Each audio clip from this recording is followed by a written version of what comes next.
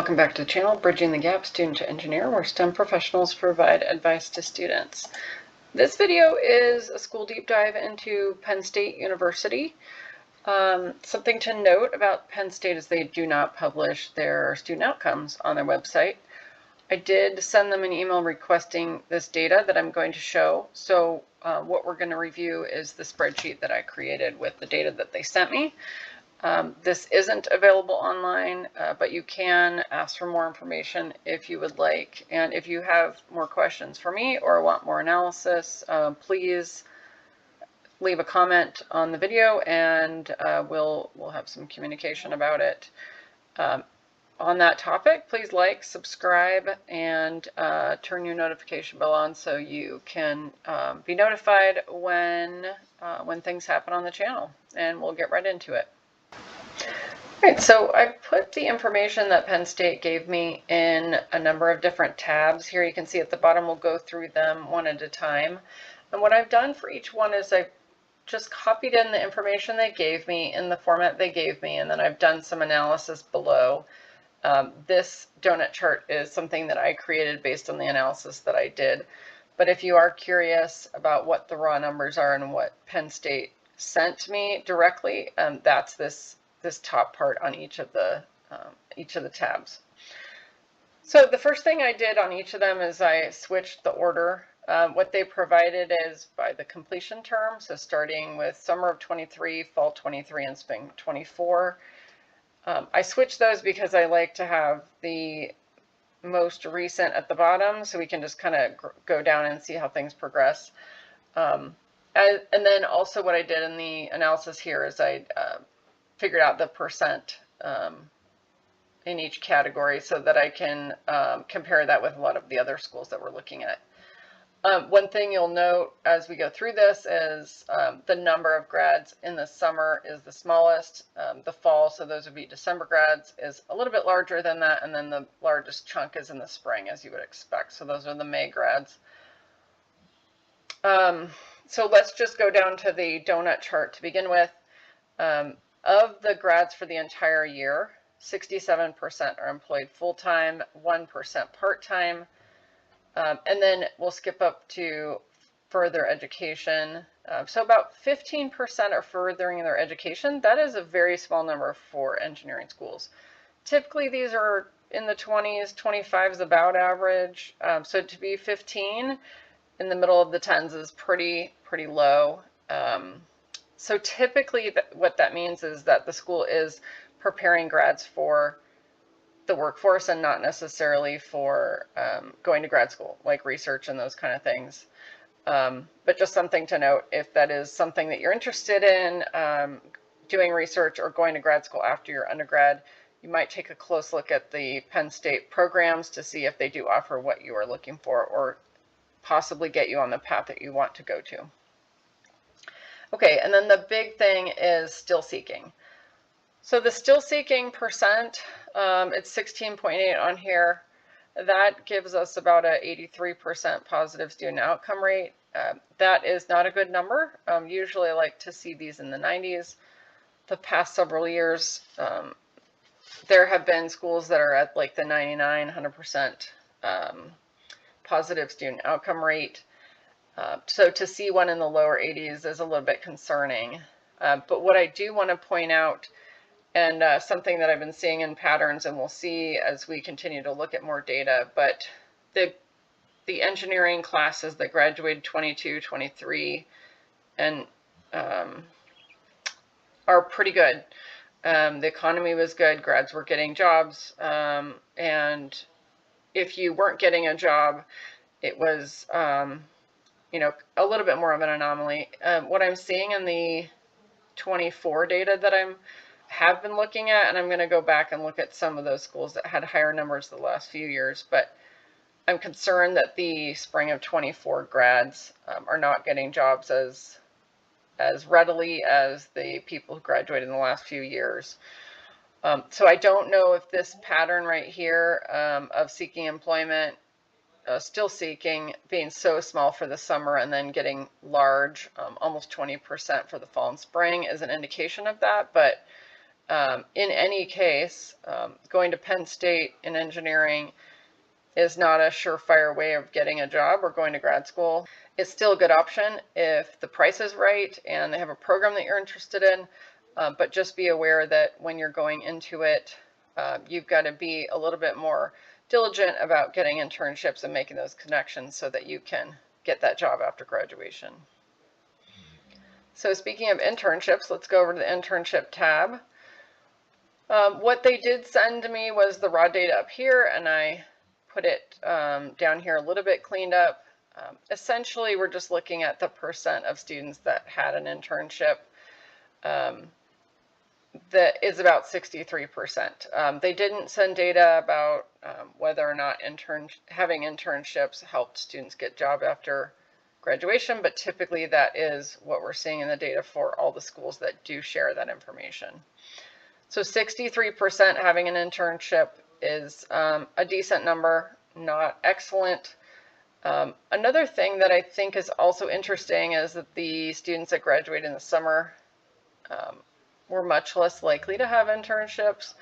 But as we saw in the still seeking stats on the previous, they were much more likely to have a job. So in this case is not just with 3 data points, not an obvious direct correlation between having an internship and getting a job, but something to consider. Okay, let's go on to employment data. So they sent me a big long list of where students landed as far as companies and where they were located. So what I did is I did a pivot table on that information and then sorted by the count of grads that were hired by company. So keep in mind this is for 200 and something grads that reported this information. What I like to see is companies that are hiring a lot of grads.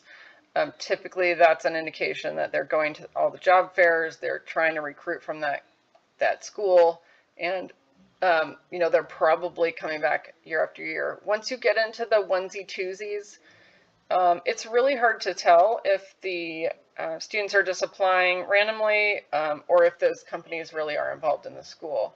But what I'm seeing with Penn State is if we just go by what I just said, which is we're just going to look at the companies that hired more than 2 people. There are not very many companies. We're looking at 9 here. So a little bit concerning that there's not a lot of companies that are heavily recruiting from the school. But that's something to just ask at the Career Center. Ask if you're looking at the school, ask admissions, ask how these work, and also be on the lookout for relationships between companies and the school. Typically, companies will not have a long-term relationship with the school if they're not getting a whole lot of grads from there or interns from there. So just something to be aware of. But as we're looking at these companies, we got Lockheed Martin, Boeing, Pratt & Whitney are all in the aerospace and defense industry. So big presence of that industry. And then also if we look at Capital One and JP Morgan Chase and Deloitte, we're looking at you know, like banking and finances, which can be a common career path for engineers. There are a lot of people who will get a technical degree and decide they don't want to do something that technical, or they just you know, want to go into finance because finance is paying a lot or whatever is motivating them. These companies also tend to hire you know, a lot of people that are in computers, so that may be an indication there.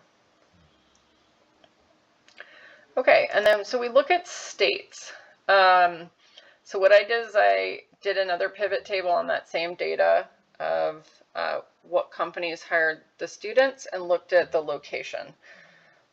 So of the 286 grads that reported this information, 90 of them stayed in Pennsylvania, and then it goes down from there.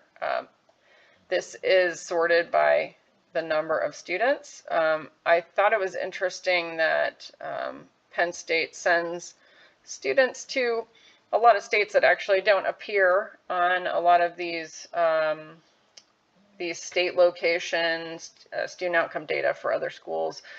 West Virginia's not very common. Nevada is not common. Montana. So it looks like grads go to a lot of places. One thing I'll note is that of the grads that reported this information, 31% stayed in state.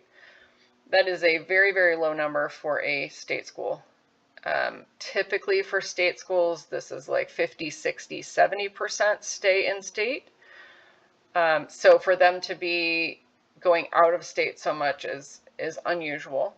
But if we look at Pennsylvania and the nearby states, I really just looked at the adjacent states and some of the smaller ones that are just in the region but not necessarily touching. That's 67%. So there are a lot that are staying regional, but you can see through this long list that they are going all over the country. So it's a good indication if you are in Pennsylvania and you just want to get out. Going to Penn State is not going to lock you into the state long term necessarily. But also if you're from out of state and it looks like Penn State's a great option for you for whatever reason, it doesn't mean that you're going to be there your entire life or even right out of school. You're going to have options to go other places and see other things. So the last thing we're going to look at is salary. Again, they sent me some raw data. I didn't do a whole lot with it, but I do want to just look at a little bit of information here.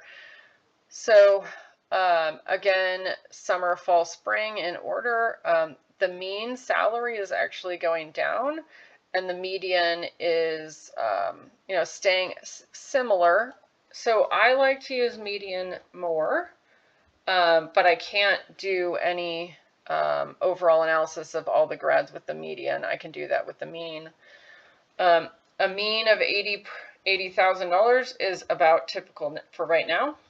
So that's good. It just indicates that if you go to Penn State, you can expect to make what engineers make in most places. I do like to use median as a better measure of the data because mean is the average, and if you've got a few people who are graduating and making 150, 200,000 for whatever reason, they're going to skew that data a lot more. Where median is the midpoint, and half the grads are making more and half the grads are making less. So looking just at the median, those are all good numbers. In the 70s or high 70s, still good numbers and still good results for Penn State. That is all the information that Penn State University shared with us. If you have any questions, concerns, want to get more information or a little bit different interpretation of what you saw here, please leave a comment. Otherwise, let us know if this was useful, what you agree with, don't agree with, how this helped you or didn't help you with your college search, and we'll see you on the next one.